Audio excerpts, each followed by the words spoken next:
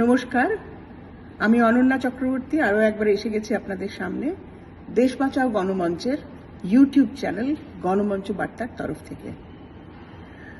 আপনাদের সবাইকে মোদি আশ্বাস দিচ্ছেন যে বাংলা সোনার বাংলা হয়ে যাবে যদি বিজেপি এখানে ক্ষমতায় আসে। আপনাদের আশ্বাস দিচ্ছেন যে কোনো কিছু পাল্টাবে না, আপনারা যা চাইছেন তাই হবে, আপনারা মাছ মাংস খেতে পারবেন, আপনারা যা ইচ্ছে করতে পারবেন, যাকে ভালোবাসেন তাকে বিয়ে করতে পারবেন, তার সঙ্গে ঘর বাঁধতে পারবেন, কোনো ধর্মের বাধাবাধক থাকবে না, সব কিছু যেমন আছে সেরকমই থাকবে, কিন্তু বাংলাটা সোনার হয়ে যাবে। তো আপনাদের সুকুমার রায়ের একটা কবিতার প্রথম দুটো লাইন মনে করিয়ে দিই। ভয় পেও না, ভয় পেও না, তোমায় আমি মারবো না, সত্যি বলছি তোমার সঙ্গে কুস্তি করে পারবো না। মানে এরকমই একটা আশ্বাস আপনাকে দিচ্ছেন, আপনাদের দিচ্ছেন ভারতীয় জনতা পার্টি এবং নরেন্দ্র মোদী। বলছেন একবার সুযোগ দিতে।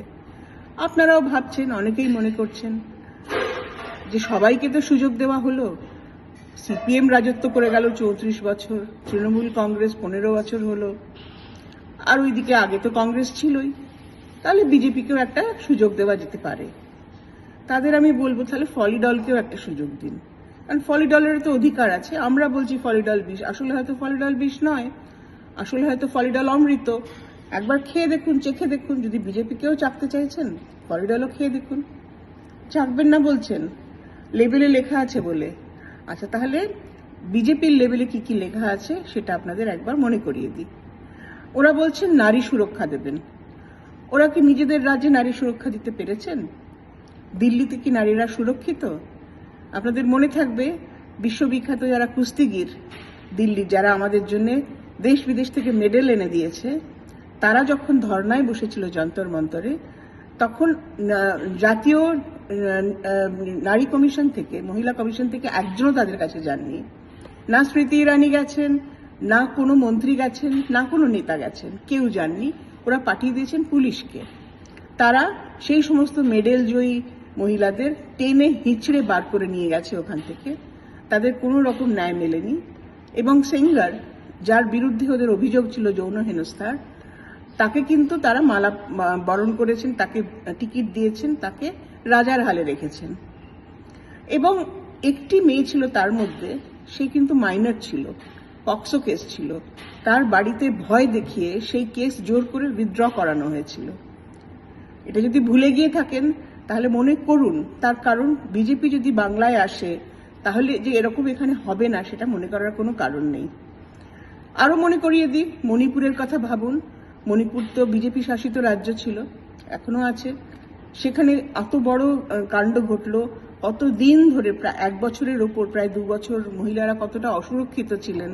আমরা সেখানকার ভিডিও দেখেছি, মেয়েরা কিভাবে হেনস্থা হয়েছে, যৌন হেনস্থা হয়েছে তাদের। কেউ কি গেছিলেন? কেউ যাননি। মণিপুর কিছুতেই সোনার মণিপুর হলো না। কেন হলো না বলুন তো? ওটা তো ডাবল ইঞ্জিন সরকার ছিল। ইউপিতে দেখুন কি হচ্ছে, বিহারে দেখুন কি হচ্ছে।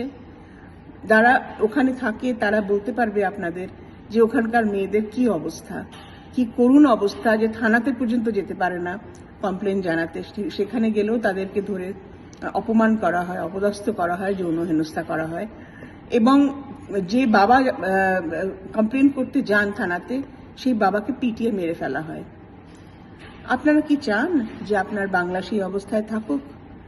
আপনাকে সিদ্ধান্তটা নিতে হবে। সিদ্ধান্ত কিন্তু আমি একা নেব না, অন্য কেউ একা নেবে না, আমাদের সবাইকে নিতে হবে যে আমরা কোন বোতামটাই টিপব। আমরা কি পদ্মফুলের উপরে বোতামটা টিপব? আমরা কি চাইবো যে আমাদের সোনার বাংলা, যেটা সত্যিকারের সোনার, সেটা ছারখার হয়ে যাক? যদি আমরা তাই চাই তাহলে যেখানে ইচ্ছে টিপতে পারি, কিন্তু আমার মনে হয় না যে আমাদের সেটা করা উচিত বলে এই রিস্কটা নেওয়া আমাদের একেবারেই উচিত হবে না। যাই বলুক না কেন বিজেপি, তাদের মনে যাই থাকুক না কেন, তারা সত্যি কথা বলছে না। তারা অপেক্ষা করছে বাংলা দখল করার। তারা বাংলার মানুষকে ভালোবাসে না, বাঙালিকে ভালোবাসে না।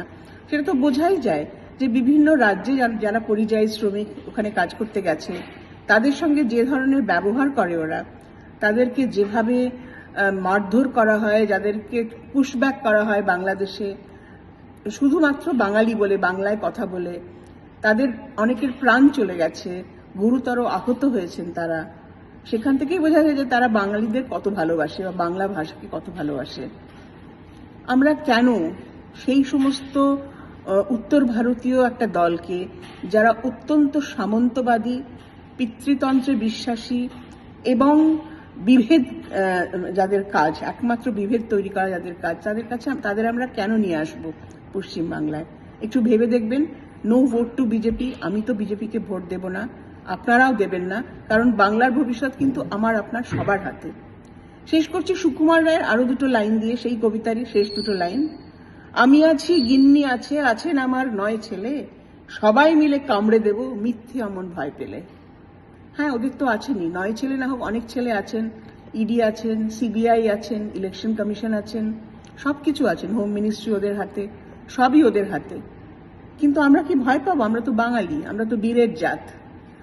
আমরা স্বাধীনতা সংগ্রামে লড়াই করেছিলাম। যদি আন্দামানের সেলুলার জেলে যান, সেখানে দেখবেন সব থেকে লম্বা লিস্ট বাঙালিদের, একজনও গুজরাটি পাবেন না। আর সাভারকার যিনি ছিলেন, যাকে এরা বীর সাভারকার বলে, তিনি ব্রিটিশদের পায়ে ধরে ক্ষমা চেয়েছিলেন, অনেকবার চিঠি দিয়েছিলেন ক্ষমা চেয়ে, যে আমি আর কোনোদিন স্বাধীনতা সংগ্রামের সঙ্গে থাকবো না। আমাদের মাস্টারদা কিন্তু সেটা করেননি। আমাদের মাস্টারদাকে অত্যন্ত অত্যাচার করে, যত রকম ভাবে অত্যাচার করে জঘন্যভাবে মেরে ফেলা হয়েছিল, উনি একজনেরও নাম বলেননি। বাঙালি বীরের জাত, বাঙালি বাংলার লোক। আমরা কিন্তু ভয় পাই না, আমরা কিন্তু দাঙ্গাবাজ পার্টিকে এখানে ঢুকতে দিই না। যদি আপনাদের আমাদের ভিডিও ভালো লাগে তাহলে লাইক করুন, শেয়ার করুন, সাবস্ক্রাইব করুন। সবাই ভালো থাকবেন। নমস্কার।